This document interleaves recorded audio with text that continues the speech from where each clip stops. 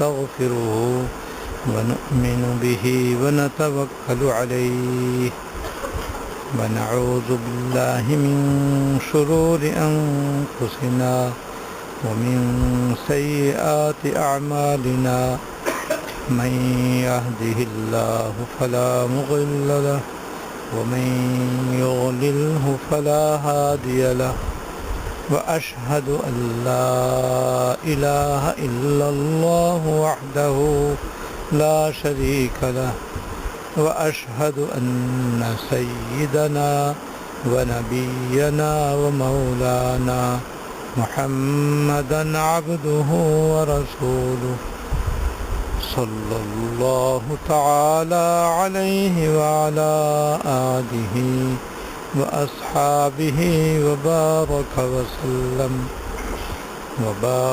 وسلم تسليما كثيرا أما بعد فأعوذ بالله من الشيطان الرجيم بسم الله الرحمن الرحيم وذكر فإن الذكرى تنفع المؤمنين صدق الله العظيم.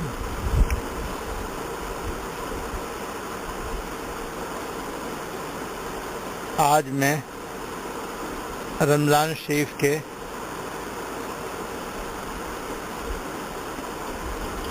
خاص معمولات کے علاوہ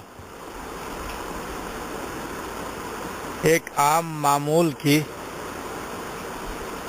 ایک خاص فضیلت بیان کرنا چاہتا ہوں. رمضان مبارک کے عام معمولات تو سبھی کو معلوم ہیں، وہ رمضان مبارک کے روزے ہیں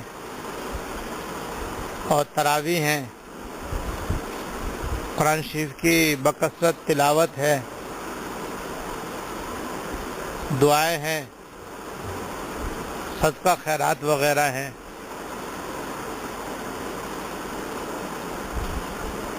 اور ایک معمول اور بھی ہے جو رمضان شریف کے ساتھ خاص نہیں ہے، لیکن رمضان شریف میں اس کی زیادہ ضرورت ہے،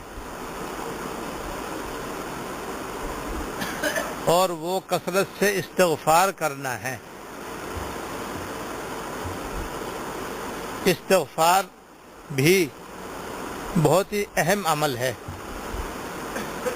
اور قرآن و حدیث اس کی تاکید سے اور اس کی فضیلت سے بھرے ہوئے ہیں. اور استغفار کی کثرت رمضان شریف کے ساتھ مخصوص نہیں ہے. یہ نہیں ہے کہ بس رمضان شریف میں استغفار کریں پھر نہ کریں، یا رمضان شریف میں اس کی ضرورت ہے رمضان کے بعد یا رمضان سے پہلے اس کی ضرورت نہیں ہے، بلکہ ساری زندگی اس کی ضرورت ہے. ہر مسلمان مرد عورت کو کثرت سے استغفار کرنے کا عادی بننا چاہیے، کیونکہ استغفار کے بغیر نجات مشکل ہے. اور استغفار جیسے کبیرہ اور صغیرہ گناہوں سے ہوتا ہے، اعمال صالحہ کی کوتاہیوں اور کمی بیشی سے بھی ہوتا ہے. یعنی ہر مومن بندہ اور ہر مومن بندی جتنے نیک کام کرتی ہے، اب نیک کام میں سارے نیک کام آ گئے، فرائض و واجبات بھی آ گئے، سنتیں اور نفلیں بھی آ گئیں، سارے نفل کام آ گئے، سارے فرض آ گئے، سارے واجب آ گئے، حج بھی آ گیا، زکوٰۃ بھی آ گئی، عمرے بھی آ گئے، روزے بھی آ گئے، نمازیں بھی آ گئیں، سبھی کچھ آ گیا، سارے نیک کام آ گئے اس کے اندر. تو ان نیک کاموں میں بھی ہر مومن بندے سے، چاہے وہ کتنا ہی بڑا بزرگ ہو یا کتنا ہی وہ معمولی درجے کا مسلمان ہو، اس کے اندر کوتاہی ہوتی. اور کوئی بھی بندہ کوئی نیک کام اور کوئی عبادت اللہ تعالیٰ کی شان کے مطابق نہیں کر سکتا. سب سے کوتاہی ہوتی ہے، اور جب کوتاہی ہوتی ہے تو اس کے لیے استغفار ہے۔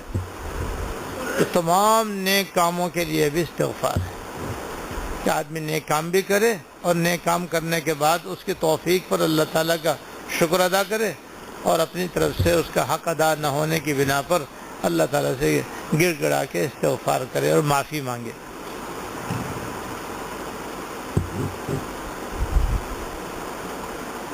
اور اسی طریقے سے گناہوں سے بھی استغفار ہے۔ تو قرآن و حدیث اس کی اہمیت سے بھی بھرے ہوئے ہیں، اور اس کی بڑی فضیلت بھی ہے، اور اس کے فضائل بھی بہت زیادہ۔ بس ایک فضیلت میں آج بیان کروں گا انشاءاللہ، اور وہ مشکات المصابیح کی ایک حدیث میں حضور علیہ الصلوۃ والسلام نے بیان فرمائے ہیں،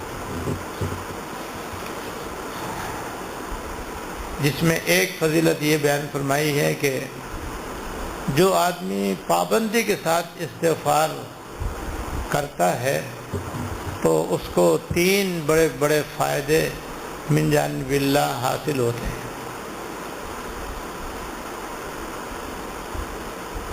پابندی سے استغفار کا مطلب یہ ہے کہ صبح بھی استغفار کرتا ہے، شام میں بھی استغفار کرتا ہے۔ بہتر یہ ہے کہ ہر نماز کے بعد کم سے کم 33 مرتبہ استغفار کرنے کا معمول بنا لے۔ بہتر یہ ہے کہ 100 مرتبہ استغفار پڑھ لیا کرے، 5 نمازوں میں 100 مرتبہ استغفار کر لیا کرے۔ استغفر اللہ استغفر اللہ استغفر اللہ پڑھنے کو استغفار کہتے ہیں۔ بس اس نیت سے استغفر اللہ پڑھے کہ میں اللہ تعالیٰ سے اپنے تمام کبیرہ اور صغیرہ گناہوں کی معافی مانگ رہا ہوں، اور جتنے اعمال میں انجام دیتا ہوں اس کے اندر بھی جتنی مجھ سے کوتاہیاں ہوتی ہیں ان سب کی بھی اللہ تعالیٰ سے معافی مانگتا ہوں۔ بس یہ نیت کر کے اللہم اغفر لی پڑھتے رہیں، یا استغفر اللہ پڑھتے رہیں، یہ ہے استغفار۔ اب روزانہ اگر آدمی ہر نماز کے بعد 100 دفعہ کرے تو 500 مرتبہ روزانہ استغفار ہو جائے گا، اور استغفر اللہ کی تسبیح میں 1.5 منٹ لگتا ہے، بس 1.5 منٹ لگتا ہے بس۔ تو ہر نماز میں 1.5 منٹ نکالنا کوئی مشکل ہے؟ اس طرح 500 مرتبہ استغفار ہو جائے گا، اور اس سے بھی کم یہ ہے کہ 33 مرتبہ ہر نماز کے بعد استغفر اللہ پڑھ لیا کرے، اور کم کرے تو 11 مرتبہ کر لے، اور کم کرے تو 3 مرتبہ کر لے۔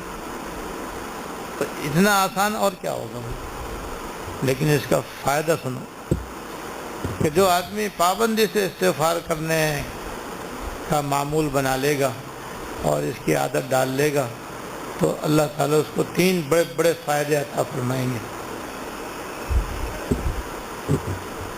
نمبر 1، اللہ تعالیٰ ہر تنگی سے اس کو نجات عطا فرمائے گا، ہر پریشانی سے اللہ تعالیٰ اس کو نجات عطا فرمائے گا۔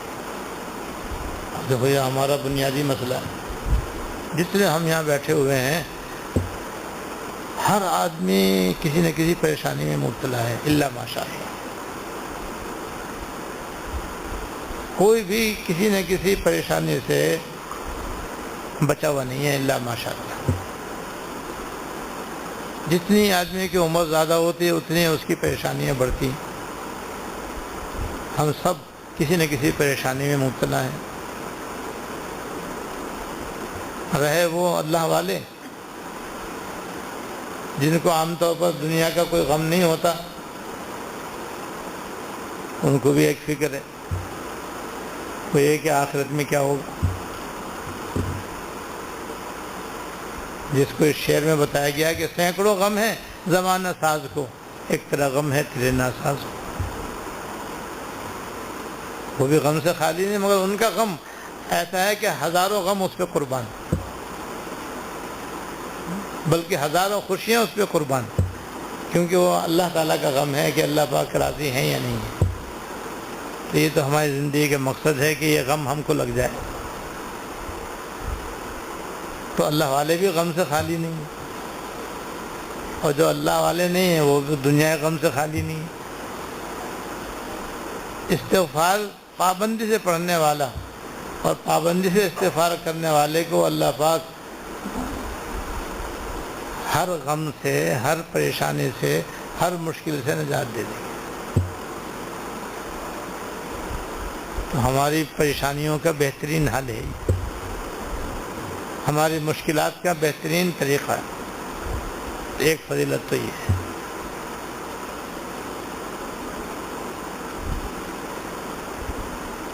اور دوسری فضیلت اور فائدہ یہ ہے کہ اللہ پاک استغفار کرنے والے کے ہر فکر کو دور فرما دیں گے۔ ہم مشکلات میں بھی گھرے ہوئے ہیں اور تفکرات میں بھی ڈوبے ہوئے ہیں۔ ہر آدمی کے ذہن میں کوئی نہ کوئی فکر سوار ہے، اور ہر شخص یہ بھی چاہتا ہے کہ یہ میری فکر دور ہو اور میں بے فکر ہو جاؤں۔ ہر آدمی چاہتا ہے میں بے فکر ہو جاؤں، مجھے کوئی فکر نہ ہو بس۔ تو استغفار کا یہ بھی فائدہ ہے کہ اللہ تعالیٰ ہر فکر سے اس کو نجات عطا فرما دیں گے، ہر غم سے اللہ تعالیٰ اس کو نجات عطا فرما دیں گے۔ شرط یہ ہے کہ پابندی سے استغفار کرے اور کثرت سے استغفار کرے۔ یہ بھی ہمارا اہم الحمدللہ مسئلہ ہے جو استغفار کی کثرت سے دور ہو سکتا ہے۔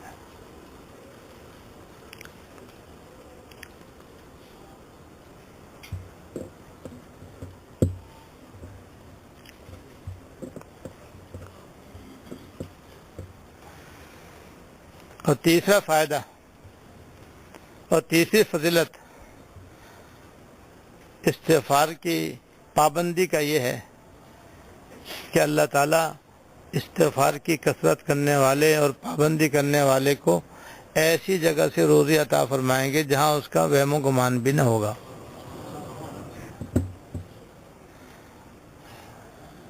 اور یہ رزق صرف دنیا کا نہیں، آخرت کا بھی اس میں رزق شامل ہے۔ اور رزق کہتے ہیں انسان کی ضروریات کو، انسان کی جو دنیاوی ضروریات ہیں وہ بھی رزق ہے، اور آخرت میں جو اس کی ضروریات ہیں وہ بھی اس کا رزق ہے۔ تو ساری دنیا اسی رزق کے پیچھے تو دوڑ رہی ہے، اور ہر شخص یہی کے پیچھے رواں دواں ہے۔ ہر آدمی چاہ رہا ہے کہ میری ساری ضروریات نہایت عزت کے ساتھ، نہایت سکون کے ساتھ، نہایت آرام کے ساتھ اور نہایت سہولت کے ساتھ پوری ہوں، میں کسی کا محتاج نہ ہوں، میں کسی کے آگے ہاتھ نہ پھیلاؤں، اور میری ہر ضرورت بآسانی پوری ہو، میں آرام سے زندگی گزاروں۔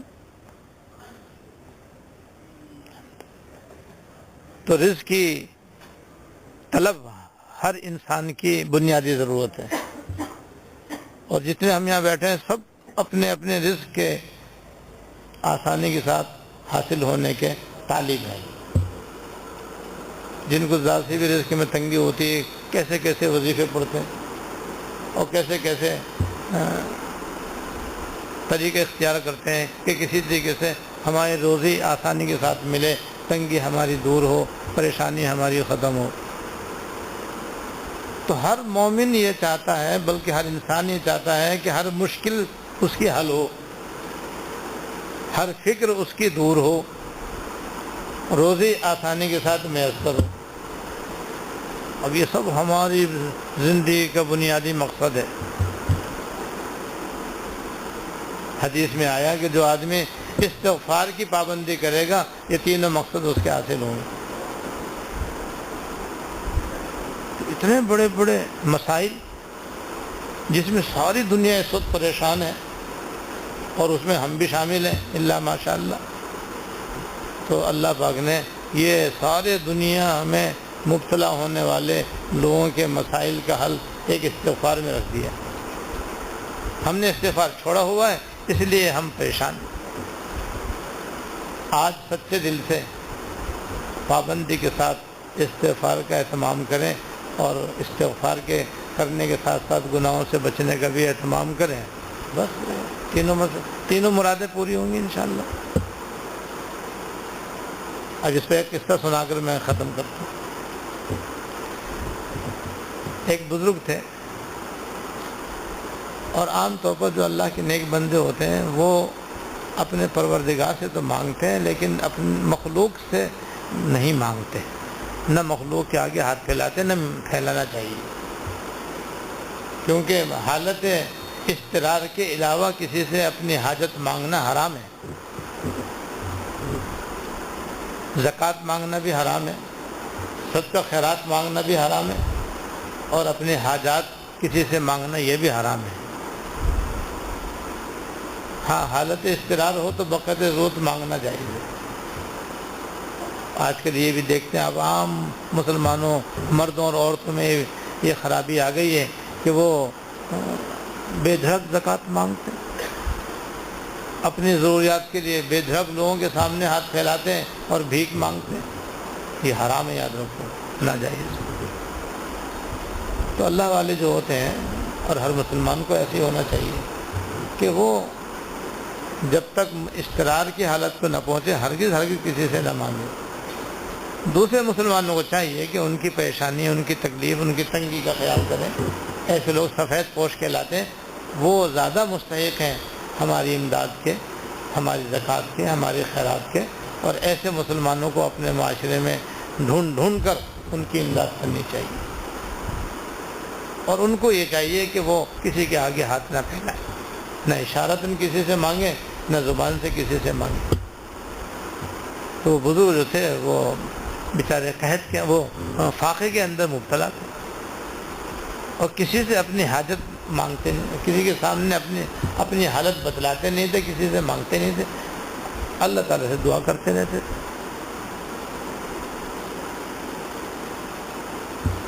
تو جب زیادہ گھر میں تنگی ہوئی تو ان کی اہلیہ نے کچھ پیسے جمع کیے ہوئے تھے، 2-4 درہم، جب دیکھا کہ بہت ہی زیادہ ناقابل برداشت فاقہ ہو گیا ہے، بچے بھی پریشان ہیں، رو رہے ہیں، تو انہوں نے 2 درہم نکال کر کے ان کو دیے کہ لو آپ یہ لے جاؤ اور بازار سے آٹا لے آؤ تاکہ گھر میں گزارا ہو اور یہ فاقہ ختم ہو۔ وہ 2 درہم لے کر باہر نکلے تو تھوڑے دور چلے تھے کہ دیکھا کہ ایک لڑکا رو رہا ہے، راستے میں ایک لڑکا کھڑا ہوا ہے، وہ رو رہا ہے بیچارہ۔ انہوں نے پوچھا بھائی کیوں رو رہے؟ کہا جی میرے آقا جو ہے اس نے مجھے 2 درہم دیے تھے سودا لانے کے لیے کہ جاؤ مارکیٹ سے سودا لے کر کے آؤ، وہ میرے گم ہو گئے، پتہ نہیں راستے میں کہاں گر گئے، اب میں اس لیے رو رہا ہوں کہ میں واپس جاؤں گا تو وہ میری پٹائی کرے گا، میں اسے لاکھ کہہ دوں کہ بھائی میں نے جان کر نہیں گرائے ہیں، وہ میری مانے گا نہیں، میری پٹائی کرے گا، اس لیے میں رو رہا ہوں کہ جاؤں تو مصیبت، نہ جاؤں تو مصیبت۔ تو ان کو بڑا رحم آیا اس کے اوپر کہ بیچارہ چھوٹا سا بچہ ہے، کس طریقے سے ڈر کے مارے رو رہا ہے، بھائی اس کے تو 2 درہم اس کو دے دیے۔ اب 2 درہم اس کو تو دے دیے، اس کی تو جان بچی، لیکن اب خود پریشان ہو گئے کہ بھائی اب یہ 2 درہم تو چلے گئے، اب گھر والے انتظار کر رہے ہیں کہ اب آٹا ہے تو روٹی پکائیں، اور روٹی پکائیں تو کھائیں، بچوں کو کھلائیں۔ اب میں جاؤں خالی ہاتھ تو کہیں گے کہ لے دے کے 2 ہی درہم گھر میں تھے، وہ بھی تم نے خیرات کر دیے، دوسروں کو دے دیے، اپنا خیال ہی نہیں کیا، اب بڑی پریشانی۔ تو انہوں نے کہا کہ ایسا کرو کہ جلدی مت جاؤ گھر، کیونکہ اگر جلدی جائیں گے خالی ہاتھ جائیں گے تو پھر تو بیگم صاحب چھڑ جائیں گی، ناراض بہت زیادہ ہو جائیں گے تو مشکل ہو جائے گا، شام کو چلیں گے جب تک ان کا غصہ ٹھنڈا ہو جائے گا، بچے بھی سو چکے ہوں گے۔ اور وقت گزارنے کے لیے وہ اپنے ایک دوست کے یہاں چلے گئے، وہ تھے کارپینٹر اور بڑھئی، وہاں جا کے بیٹھ گئے تاکہ وقت وہاں گزر جائے، نماز بھی پڑھتے رہے، دعا بھی کرتے رہے، اور اس کے یہاں جا کے بیٹھ گئے۔ جب شام ہوئی تو وہ دوست تھا جاننے والا، اس نے کہا کہ میرا جی چاہتا ہے کہ میں آپ کو کچھ ہدیہ دوں، مگر میری آمدنی نہ ہونے کے برابر ہے، میں پیسے وغیرہ تو دے نہیں سکتا، یہ لکڑی کا برادہ جو ہے یہ بہت سارا میری دکان میں جمع ہو گیا، ایک بوری بھر کے لے جاؤ اپنے گھر ڈال دینا، وہاں آپ کے چولہے میں جلانے کا کام آ جائے گا۔ بہت اچھا بھائی، یہ بھی چیز ہے۔ انہوں نے ایک بوری اس میں سے لکڑی کے چھلکوں کی بھری اور اٹھا کر اپنے گھر۔ اب راستے میں انہوں نے ترکیب سوچی کہ میں جاؤں گا تو مغرب کے بعد جاؤں گا، عصر کے بعد نہیں، بوری گھر مغرب کے بعد لے کے جاؤں گا، اور گھر میں جلدی سے بوری ڈال کے، اور پھر جلدی سے دوبارہ کہہ دوں گا میں نماز پڑھنے جا رہا ہوں، پھر میں عشاء کی نماز پڑھ کے آؤں گا۔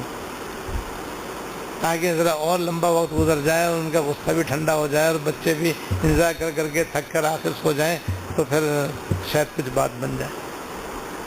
اور ایسے ہی کیا انہوں نے، ان کا دوست تو گیا اپنے گھر، یہ بوری لے گئے اپنے گھر، اور گھر گئے اور جا کر کے اندر گئے اور جا کر کے آگے لو بھائی، اور ایک طرف بورا ڈال دیا اور پھر کہا کہ بھائی میں تو عشاء کی نماز کا وقت ہونے والا ہے، نماز پڑھنے جا رہا ہوں۔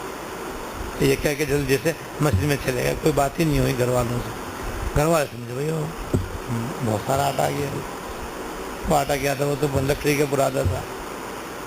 خیر یہ مسجد میں گئے، دعا کی کہ یا اللہ اب آپ ہی مہربانی فرمانے والے ہیں، ہے تو کچھ نہیں۔ عشاء کے بعد بھی دیر تک اپنے معمولات پورے کرتے رہے، جب کافی دیر ہو گئی تو پھر یہ ڈرتے ڈرتے گھر گئے، اور گھر میں داخل ہو کر کے بھی خاموشی سے جا کر کے ایک طرف بیٹھ گئے کہ اب باری آئے گی میری۔ اب بیگم صاحبہ خبر لیں گی کہ صبح سے کہاں تھے، 2 درہم کیا ہیں، تو کہاں سے حساب دوں گا میں۔ پھر بیچارے دم سادے بیٹھے ہوئے تھے، تو بیگم صاحبہ بولیں کہ آج آٹا کہاں سے لائے تھے آپ؟ اتنا اچھا آٹا آج تک کبھی آپ اس سے پہلے لائے نہیں، یہ پہلی مرتبہ آپ کو چکی ملی ہے۔ یہ آئندہ اسی چکے سے آٹا لایا کریں جس سے آج لے کر کے آپ، اتنا پیارا آٹا، اتنا لوچ، اس کا ہر پیڑا ملائی کی طرح، اور روٹی آپ دیکھو بغیر گھی کی روٹی معلوم ہو رہی ہے، بغیر مکھن لگائے معلوم ہوتا ہے مکھن لگایا ہوا ہے۔ بڑا اچھا آٹا ہے بھائی۔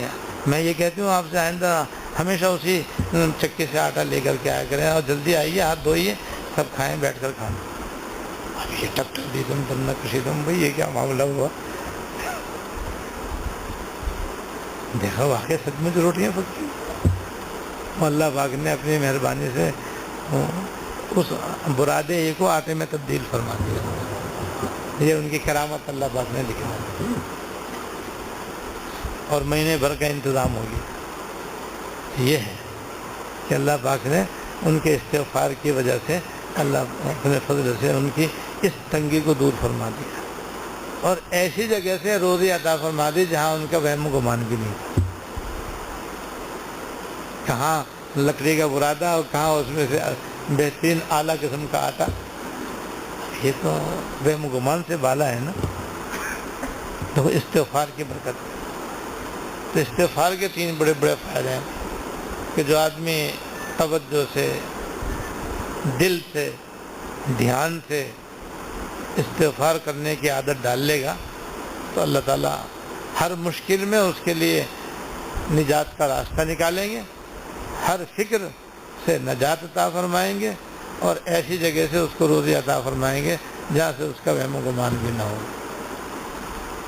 اس کے لیے یہ ہے کہ کم از کم ہر نماز کے بعد 3 دفعہ استغفار، اس سے بہتر 11 مرتبہ، اس سے بہتر 33 مرتبہ، اس سے بہتر 100 مرتبہ، بس استغفر اللہ پڑھ لیا کریں۔ اور خاص طور سے رمضان شریف میں اور اب اس آخری عشرے میں ہم استغفار کا بھی خاص اہتمام کریں، اور جب بھی استغفار کریں اپنے دل میں یہ سوچ لیا کریں کہ میں اپنے سارے گناہوں کی اور سارے خطاؤں کی معافی مانگ رہا ہوں، اور جتنے اعمال صالحہ کی اللہ پاک نے توفیق دی ہے، اور جس قدر میں نے تلاوتیں کی ہیں، تراویح پڑھی ہیں، روزے رکھے ہیں، اور جس قدر دعائیں کی ہیں، اور جس قدر میں نے وہ صدقہ خیرات کیا ہے اور اذکار پڑھے ہیں، ذکر کیا، سب میں جو مجھ سے کوتاہیاں ہو گئی ہیں، یا اللہ میں ان سب سے بھی معافی مانگتا ہوں۔ اور یہ کہ اللہ پاک نے جو مجھ کو ان گنت بے شمار نعمتیں دیں، جو میں نے ماضی میں استعمال کی اور ختم ہو گئیں، اور جو حال میں مجھے ملی ہوئی ہیں وہ میں کھا رہا ہوں، پی رہا ہوں، پہن رہا ہوں، استعمال کر رہا ہوں، اور جو آئندہ مجھے نعمتیں ملیں گی ان میں بھی جتنی بھی مجھ سے کوتاہیاں ہوں گی آج ہی میں معافی مانگتا ہوں۔ اور یہ سوچ کر بس آپ استغفر اللہ استغفر اللہ استغفر اللہ استغفر اللہ پڑھنا شروع کر دیں۔ اسے یہ ہے استغفار کرنے کا صحیح طریقہ۔ جب اس طرح آپ استغفار کریں گے تو انشاءاللہ تعالی یہ فضائل حاصل ہوں گے، اور اس کے علاوہ بھی احادیث میں اس کے بڑے بڑے فضائل، بڑے بڑے فوائد ہیں، وہ بھی انشاءاللہ حاصل ہوں گے۔ اللہ تعالیٰ ہم سب کو توفیق عمل عطا فرمائے۔ وآخر دعوانا الحمدللہ رب العالمین۔ اللهم لك الحمد لا نحصي ثناء عليك أنت كما أثنيت على نفسك. اللهم لك الحمد لا نحصي ثناء عليك أنت كما أثنيت على نفسك. اللهم صل على سيدنا مولانا محمد وعلى آل سيدنا ومولانا محمد وبارك وسلم. ربنا ظلمنا أنفسنا وإن لم تغفر لنا وترحمنا لنكونن من الخاسرين. ربنا هب لنا من أزواجنا وذرياتنا قرة أعين واجعلنا للمتقين إماما. اللهم اغفر لنا وارحمنا وعافنا واعف عنا. اللهم اغفر لنا وارحمنا وعافنا واعف عنا. اللهم وفقنا لما تحب وترضى من القول والعمل والفعل والنية والهدي إنك على كل شيء قدير یا ارحم الراحمین یا رب العالمین یا حی یا قیوم یا ذا الجلال والاکرام. ہم سب کے اگلے اور پچھلے چھوٹے اور بڑے خفیہ علانیہ سارے گناہوں کو معاف فرما. یا اللہ ہمارے اور تمام مسلمانوں کے ہر قسم کے سارے گناہوں کو معاف فرما اور آئندہ بھی تمام گناہوں سے بچنے کی توفیق عطا فرما. آئندہ بھی تمام گناہوں سے بچنے کی توفیق عطا فرما. گناہوں کو گناہ سمجھنے کی توفیق عطا فرما اور اپنی مہربانی سے ان کو معاف فرما اور ہم سے درگزر فرما. یا ارحم الراحمین آج تک ہم نے جتنی نعمتیں آپ کی استعمال کی ہیں یا اللہ ہم ان کا کوئی حق ادا نہ کر سکے, ان کا کوئی شکر بھی ہم ادا نہ کر سکے. یا اللہ اس پر بھی ہم آپ سے استغفار کرتے ہیں اور معافی مانگتے ہیں. ہمیں معاف فرما یا اللہ, درگزر فرما, ہماری مغفرت فرما, ہماری بخشش فرما. یا اللہ بال بال کی مغفرت بخشش فرما. اسی طرح یا اللہ آپ نے آج تک جتنے نیک کاموں کی توفیق عطا فرمائی یا اللہ آئندہ بھی خوب ہمیں نیک کاموں کی توفیق عطا فرمانا. یا اللہ ان میں ہم سے جو کوتاہیاں ہو گئیں یا اللہ جو آئندہ ہم اعمال انجام دیں ان میں بھی ہم سے کوتاہیاں ہوں گی. یا اللہ کوئی نیک عمل آپ کی شان کے لائق نہیں ہے. یا اللہ کوئی نیک عمل آپ کی شان کے لائق نہیں ہے. یہ بھی ہماری بہت بڑی کمی ہے اور کوتاہی ہے جو ہمیشہ رہے گی. یا اللہ ہم اس پر بھی آپ سے معافی چاہتے ہیں. اپنی رحمت سے ہم کو معاف فرما اور ہماری مغفرت فرما اور ہم سب سے درگزر فرما. یا ارحم الراحمین ہمیشہ اپنی بارگاہ میں ہمیں استغفار کرنے کی توفیق عطا فرما. یا اللہ اعتکاف میں بھی بکثرت ہمیں استغفار کی توفیق عطا فرما اور اعتکاف سے جانے کے بعد بھی ہم سب کو استغفار کی توفیق عطا فرما. یا اللہ استغفار کرنے کے جو بے شمار فضائل اور فوائد ہیں جن میں سے بطور نمونے کے 3 اہم فائدے بیان کیے گئے ہیں. یا اللہ یہ بھی اور دیگر فوائد اور فضائل سب ہم کو عطا فرما. یا اللہ سب ہم کو عطا فرما. یا اللہ استغفار کی برکت سے ہماری ساری بیماریاں دور فرما, ساری پریشانیاں دور فرما, سارے ہموم و غموم کو دور فرما, ہماری ساری نیک مرادیں پوری فرما, دنیا اور آخرت کی ہر خیر عطا فرما, ہر شر سے پناہ عطا فرما. یا اللہ آج 23ویں شب ہے اور شب قدر کا قوی احتمال ہے. یا اللہ اپنی رحمت سے ضرور ہمیں شب قدر نصیب فرما, اس میں ہمیں اپنی عبادت کی توفیق عطا فرما. پھر رمضان شریف کے جو عظیم شب قدر کی جو عظیم فضیلت ہے اپنی رحمت سے عطا فرما, اپنی رحمت سے عطا فرما. ہم میں سے کسی کو بھی شب قدر کی برکتوں سے محروم نہ فرمانا. یا اللہ ہم سب کو دوزخ سے آزاد فرما. یا اللہ ہمیں اپنی رضا اور جنت الفردوس عطا فرما, اپنی ناراضگی اور دوزخ سے پناہ عطا فرما اور خاتمہ کامل اور خالص ایمان پر فرما. صلی اللہ تعالی علی خیر خلق سیدنا و مولانا محمد و آلہ و اصحابہ اجمعین. آمین برحمتک یا ارحم